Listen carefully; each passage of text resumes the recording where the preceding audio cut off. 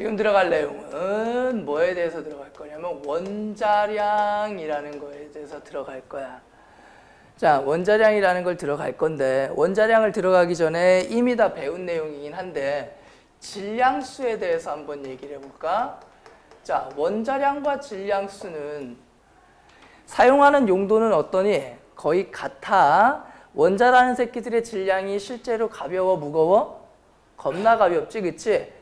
우리가 상상할 수 없을 정도로 가벼운 질량을 갖기 때문에 걔네들의 실제 질량을 가지고 우리가 얘기하면은 숫자가 많이 더럽겠지. 그죠? 그래서 얘가 얘보다 무거운데 얼마나 무겁다. 가벼우면 가벼운데 얼마나 가볍다. 이걸 상대적으로 비교를 하기 위해서 도입한 개념이 질량수 혹은 원자량인데, 자, 값의 차이는 거의 없어. 그리고 사용하는 용도도 거의 비슷한 용도로 사용을 하는데 이 둘은 같은 개념일까 다른 개념일까? 다른 개념이야. 먼저 질량수는 알고 있죠? 질량수 공식이 뭐야? 질량수 공식이 뭐야? 누구의 숫자에다가? 양성자의 숫자에다가 누구의 숫자를 더해준 거야? 중성자의 숫자를 더해준 거. 이게 뭐가 되니? 질량수가 되지, 그치? 근데 양성자의 숫자에다가 중성자의 숫자를 더해주면 그대로 그게 질량수가 된다. 오케이? 근데 원자량은 공식이 있을까 없을까? 원자량에는 공식이 없어.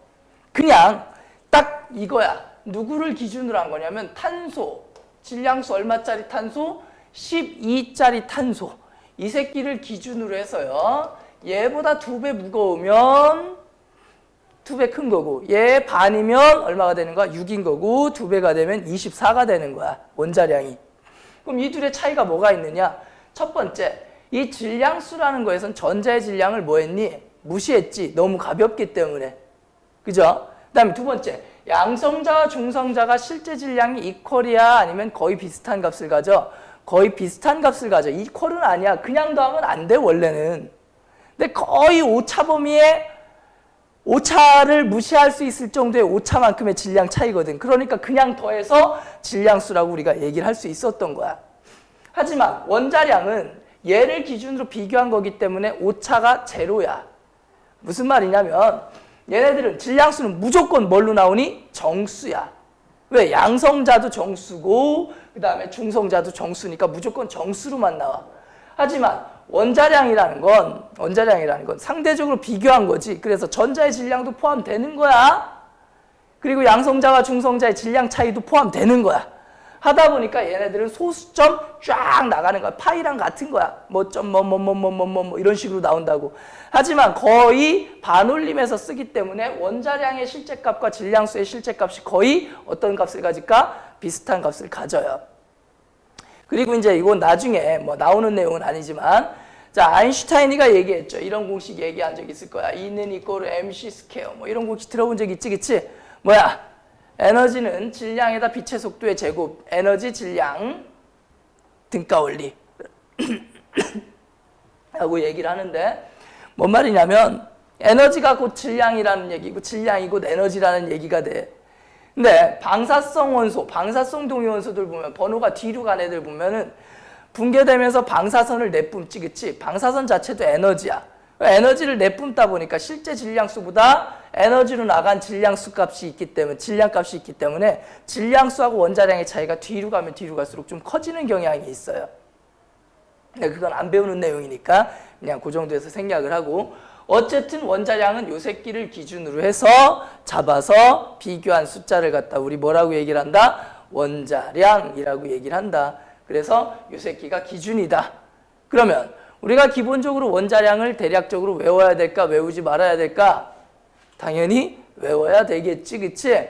그래서 기본적으로 너희들이 외워야 될 원자량에 해당하는 게 누구누구가 있어요? 수소, 그 다음에 헬륨, 그 다음에 BC, N, O, 그 다음에 나트륨, 마그네슘, 황, 그 다음에 염소, 그 다음에 칼륨, 그 다음에 칼슘. 이 정도까지만 니들이 원자량을 좀 알아뒀으면 좋겠다. 그래서 여기 있는 원자량은 좀 알아두자. 수소의 원자량이 얼마다? 1. 헬륨의 원자량은 4. 탄소의 원자량은 얼마야? 12. 질소의 원자량은 14. 산소의 원자량은 얼마? 16. 그 다음에 나트륨의 원자량은 23. 마그네슘은 24. 황은 32. 그 다음에 염소가 35.5. 칼륨이 39 정도 나오고요. 칼슘이 원자량이 대략값이 얼마 정도 돼요? 40 정도 돼요. 그래서 이 기본 원자량들은 너희들이 외우고 있었으면 좋겠다. 근데 이 원자량을 외우는 방법 간단하지. 대부분의 아이들이 다 번호에다 얼마쯤 곱하면 돼? 2를 곱하면 거의 대부분 애들의 뭐가 돼요? 원자량이 되지. 그죠? 아닌 애들도 물론 몇 개 있어. 수소가 1번인데 1이죠. 그치? 나트륨 11인데 23이고요. 염소는 17번인데 35.5고요. 칼륨은 19번인데 39죠. 그치? 아닌 애들도 분명히 있긴 한데 거의 대부분은 번호에다 2를 곱하면 된다. 그럼 이 원자량을 가지고 우리가 화학식량이라는 걸 계산하는 걸 해야 되는데 어려워 쉬워? 쉽지. 뭐 예를 들어서 H2라는 애가 있어. 그럼 이 새끼는 분자니까 얘는 분자량이라고 해도 되겠지? 그죠? 분자만이 분자량을 가질 수 있는 거야. 오케이? 그러면 얘 새끼의, 물이라는 새끼의 분자량은 얼마가 되는 거야? 1짜리가 몇 개? 2개에다가 16짜리 하나니까 이 새끼의 분자량 얼마니? 18이죠. 오케이? 근데 NaCl 같은 경우에는 분자량이라고 하면 될까 안 될까?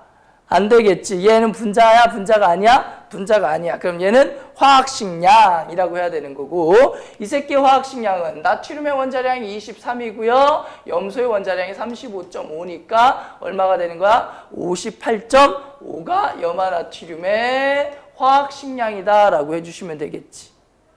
이해되시겠죠? 따라서 뭐가 됐든 구하는 게 쉽니 어렵니? 쉬워요. 그냥 곱하기만 할 줄 알면 되잖아. 이 새끼 분자량 얼마야? 16. 그죠? 이 새끼는 분자량이 얼마입니까? 12에 16짜리 2개니까 32지, 그치? 그래서 이산화탄소의 분자량은 얼마야? 44 되는 거겠지. 됐어?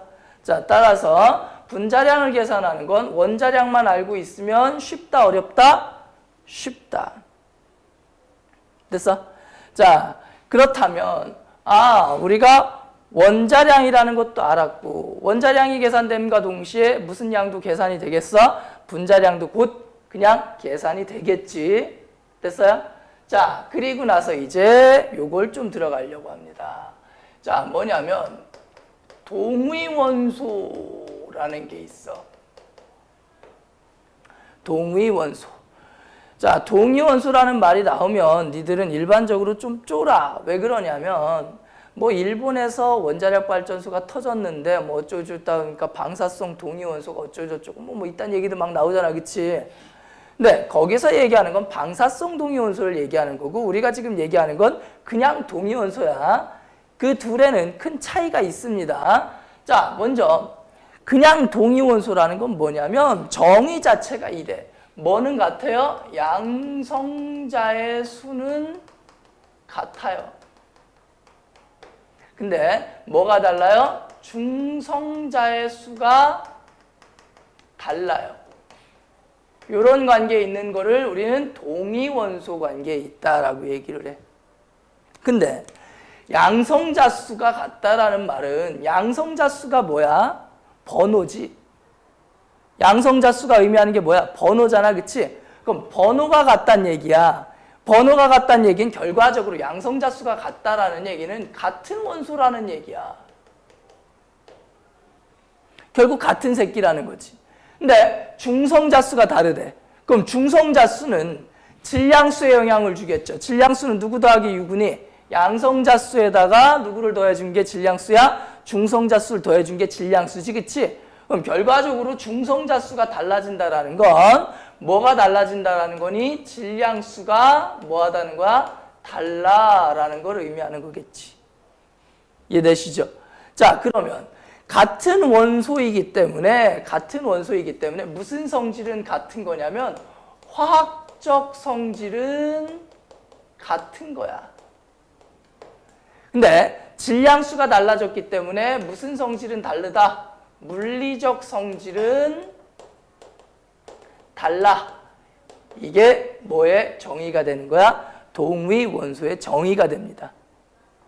그럼 예를 들어보자. 가장 만만한 예시가 수소죠. 뭐 사실 너희들 수소는 융합과학에서부터 배우잖아.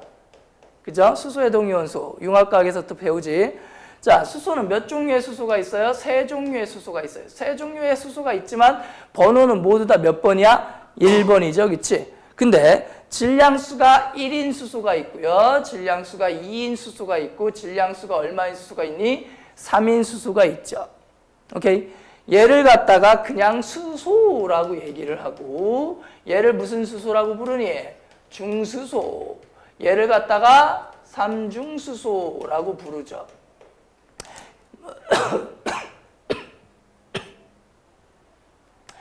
얘네들 모두 다 양성자수는 몇 개를 가지고 있어요? 한 개를 가지고 있죠. 오케이? 그 다음에 중성자수는 얘는 있어 없어? 없죠. 얘는 중성자 몇 개? 한 개. 얘는 중성자 몇 개? 두 개. 따라서 질량수가 얘는 하나, 얘는 둘, 얘는 얼마가 되는 거야? 3이 되는 거겠지. 오케이? 이런 관계에 있는 애들을 우리는 무슨 관계라고 한다? 동위 원소 관계라고 얘기를 한다. 되셨어요? 양성자수가 같으나 중성자수가 달라. 그래서 질량수가 다르게 나타나는 거, 이걸 동위원소라고 얘기를 하는데, 자, 이 동위원소의 특징, 화학적 성질은 어떻다? 같다라고 얘기를 했지. 이런 비유를 할게. 수소나 중수소나 삼중수소나 물이 되면 다 H2O야. 화학적으로 결합하는 패턴이 완벽하게 일치해요.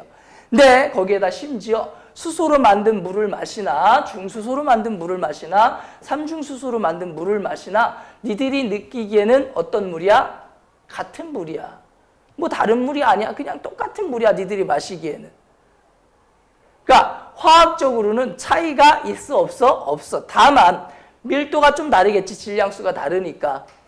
그러니까 물리적인 성질을 제외하고 화학적 성질은 완벽하게 일치합니다. 근데 거기에 더 나아가서 어떤 특징이 있냐면 존재 비율이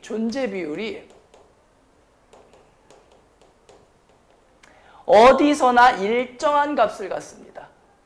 존재 비율이 어디서나 일정한 값을 가져요.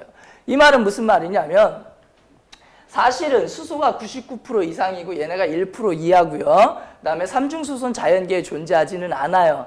근데 내가 너희들의 편의를 위해서 얘네들의 존재 비율을 7대 2대 1이라고 한번 가정을 해볼게. 그냥 가정한 값이야. 이거 정확한 값이 아니다. 실제로는 얘가 99% 이상이야. 거의 다가 그냥 수소야, 실제로는. 근데 요 비율이라고 가정을 해볼게. 그러면 미국에 가서 물을 마셔도 내가 마신 물 중에 7개는 수소로 만든 물이고 2개는 중수소, 1개는 삼중수소로 만든 물인 거야. 알래스카에 가서 물을 마셔도 똑같아. 얼음을 파서 마셔도. 하늘에 올라가서 구름에 있는 물을 떠서 마셔도 비율은 다 똑같아. 지구상에 어딜 가든지 동위원소의 존재 비율은 항상 어떤 값을 갖는다? 같은 값을 갖는다. 그러다 보니까 뭐가 가능한 거냐면 평균 값을 이용해서 계산하는 게 가능한 거야. 자, 이런 얘기야. 자, 니들이 흔히 이런 반응식을 많이 쓰잖아. 수소랑이요, 산소랑 반응해서 물이 만들어져요. 이런 반응식 많이 쓰잖아, 그치?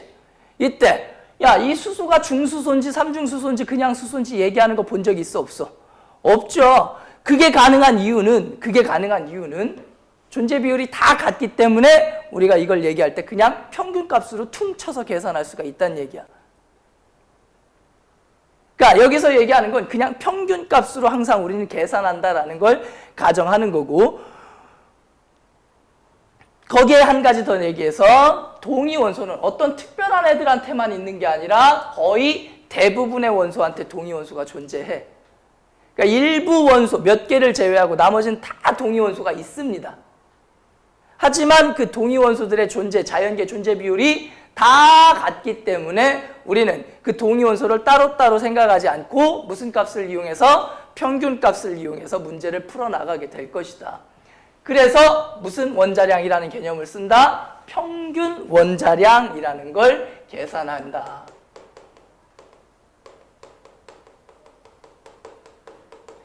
실제로 우리가 사용하는 원자량은 거의 다 평균 원자량이야.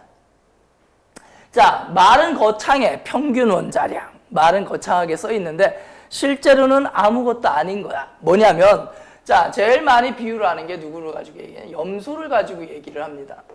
자, 염소는 몇 번일까? 17번이야. 염소 몇 번? 17번. 근데 이 염소의 질량수는 두 종류의 질량수가 있어요. 35짜리 염소가 있고요. 건우야. 37짜리 염소가 있어요. 자꾸 딴자라 생각하지 마. 막 자꾸 막 저기 막 여자 연예인 생각하고 막 그러면 안 돼. 어? 나만 보라고. 잘생겼잖아. 재수없지. 자, 35짜리 염소가 있고 37짜리 염소가 있는데 이 두 종류의 염소가 존재 비율이 어떻게 되냐면 얘가 75%를 차지하고 있고요. 이 새끼가 몇 프로를 차지하냐면 25%를 차지합니다. 이 두 동위원소의 존재 비율이. 그러면 평균 원자량을 구하세요라고 얘기를 한다면 거창하게 생각하지 마. 내가 염소를 키운다? 100마리를 키워요.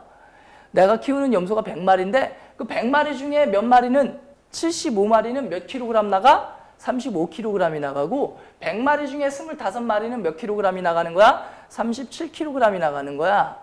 그럼 내가 키우는 염소의 평균 무게는 몇 킬로그램일까요? 이 문제랑 똑같은 거야. 그냥 초딩도 풀 수 있어요. 그지? 자, 그럼 어떻게 계산하면 돼? 너 100마리 있어. 그치? 너 100마리 있어. 100마리 있어. 근데 100마리가 있는데 그 중에서 35kg 나가는 게 몇 마리가 있어? 75마리가 있고 그 다음에 37kg 나가는 게 몇 마리가 있어요? 25마리가 있죠. 그치? 이걸 계산하면 평균 무게가 나오겠지? 얼마 나오니? 35.5가 나옵니다. 암산한 거야. 순식간에 암산되죠. 자, 이걸 어떻게 암산하면 될까? 내분점이라는 게 있어요. 이게 수학을 조금 빨리 하는 방법 중에 하나인데, 자, 얘네들의 비율이 몇 대 몇이니? 75대 25면은 3대 1이죠. 그치? 그럼 얘는 4분의 3, 얘는 몇 분의 1이야? 4분의 1이지, 그치? 그래서 내분점, 총 4토막을 냈을 때 개념을 잡는 거야. 무슨 말이냐면, 자, 이렇게 하시면 돼요. 자, 총 몇 토막을 내는 거야? 4토막을 내는 거야. 이렇게 4토막을 내는 거야. 오케이? 그러면 무게가 35kg 나가는 애가 있고 37kg 나가는 애가 있잖아. 그치? 오케이? 35kg 나가는 애가 얼만큼을 차지하고 있어요? 4분의 3을 차지하고 있고요. 37kg 나가는 애가 어떻게 차지하고 있어요? 요만큼을 차지하고 있지. 4분의 1을 차지하고 있지. 그치? 그럼 35kg 나가는 애가 더 많이 하고 있으니까 평균값은 35에 가까워야 돼? 37에 가까워야 돼? 35에 가까워야 되겠지? 자, 그러면 평균값은 거꾸로 써주면 되는 거야. 무게중심은 37이 여기로 가야 되는 거야. 37짜리가 100% 있으면 평균이 37이겠지, 그치? 35짜리가 100% 있으면 평균이 35가 되겠지, 그치? 그럼 이쪽에 35, 이쪽에 37. 그 다음에 여기 가운데는 얼마가 되겠니? 36이 되겠지. 오케이? 그러면 지금 이 자리에서 만났지? 그럼 평균 원자량이 얼마라는 거야? 35.5라는 말이 되겠지. 무게중심이 어디에 쏠려 있어요? 35쪽에 쏠려 있는 거야. 35쪽으로 얼만큼 쏠리면 돼? 4분의 3만큼 쏠리면 되는 거야. 2대 3이다. 그러면 몇 토막 내는 거야? 5토막 내서 2포인트, 3포인트 움직이면 되는 거야. 이걸 내분점이라고 얘기를 해요. 이런 식으로 계산을 하시면 조금 더 빨리 계산 가능할 거야. 이해되니? 자, 이렇게 풀으라고 했더니 잘 푸는 새끼들이 평균 무게는 구할 수 있는 새끼들이 이걸 못 구하는 놈들이 있어요. 예를 들어서 이런 거야. 자, A라는 애가 있는데 이 새끼의 질량수가 25고요. 그 다음에 또 다른 A는 27이래. 근데 평균 값을 구했더니 26.5래요. 그러면 이 둘의 존재 비율을 구하세요. 라고 했더니 시발 이런 건 배운 적이 없는데요. 자, 어떻게 하면 되니? 얘가 X마리라면 얘는 몇 마리가 있는 거야? 100-X마리가 있는 거지, 그치? 그죠? 얘가 X마리라면 100-X마리가 있는 거잖아. 그러면 내가 총 100마리를 키워. 근데 25kg 나가는 게 X마리가 있고 27kg 나가는 게 100-X마리가 있잖아. 그죠? 그걸 계산했더니 얼마래요? 26.5래잖아. 그럼 X값 나오니 안 나오니? 나오죠. 이렇게 계산해도 되고 마찬가지로 내분점 이용해서 풀어도 되겠지. 자, 26.5니까 26에 이쪽으로 그러니까 4토막 낸 거지, 그치? 그럼 내분점은 몇 등분 해주면 되는 거야? 4등분 해주면 되는 거야. 오케이? 그리고 25짜리가 있고 27짜리가 있고 평균값은 얼마가 나왔어요? 26.5가 나왔지, 그치? 그럼 평균값 따져줄 때 무게중심을 거꾸로 접어줘야 된다고 그랬지. 27, 그 다음에 여기가 얼마가 돼야 돼? 25. 그럼 26.5니까 어느 포인트가 되는 거야? 요 포인트에 있는 거네. 여기가 26이잖아. 25, 26, 26.5. 이해돼? 오케이? 그러면 얘가 몇 분의 1? 4분의 1. 얘가 얼마? 4분의 3. 그래서 무게중심 포인트를 잡아서 해주시면 되는 거야. 이해되지? 무슨 말인지? 그래서 내분점으로 계산을 하셔도 좋고 뭘로 계산을 해도 좋은데 중요한 건 이 비율을 너희들은 계산할 수 있어야 된다, 없어야 된다? 있어야 된다. 자, 그럼 11페이지에 문제를 봐봐요. 자, 체크 문제 나와 있지. 거기에 보면 이제 평균 원자량을 구하세요. 여기까지 구했어. 염소의 평균 원자량을 구하세요. 그것까지 구했지. 얼마니? 35.5 나오죠? 맞아? 근데 질문이 하나 더 있네. 뭐가 있냐면 Cl2의 평균 분자량을 구하래. 자, Cl2의 평균 분자량. Cl2라는 건 염소 원자 몇 개를 가지고 만든 거야? 2개를 가지고 만든 거지, 그치? 근데 평균 값이 얼마야? 35.5잖아. 그럼 35.5짜리가 2개니까 얼마겠어요? 71이 Cl2의 평균 분자량이 되겠지. 근데 모든 Cl2가 다 분자량이 71일까? 아니야. 무슨 말이냐면 내가 이게 3대 1이라고 그랬잖아, 그치? 35짜리 공이 몇 개가 있다면? 3개가 있다면 37짜리 공은 몇 개가 있는 거야? 하나가 있는 거야. 이런 바구니가 있어요. 이런 바구니가 있는데 이런 바구니에서 내가 지금부터 공을 Cl2를 만들려면 몇 개를 연속으로 꺼내야 되는 거야? 2개를 연속으로 꺼내는 거지. 여기서 공을 2개를 꺼내는 거야. 비율이야 3대 1.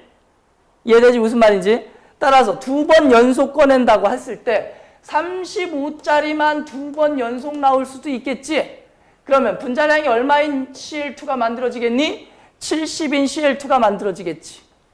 혹은 37짜리만 연속으로 2번 꺼낼 수도 있겠지? 그럼 분자량이 얼마인 새끼가 나오겠니? 74인 놈이 나오겠지.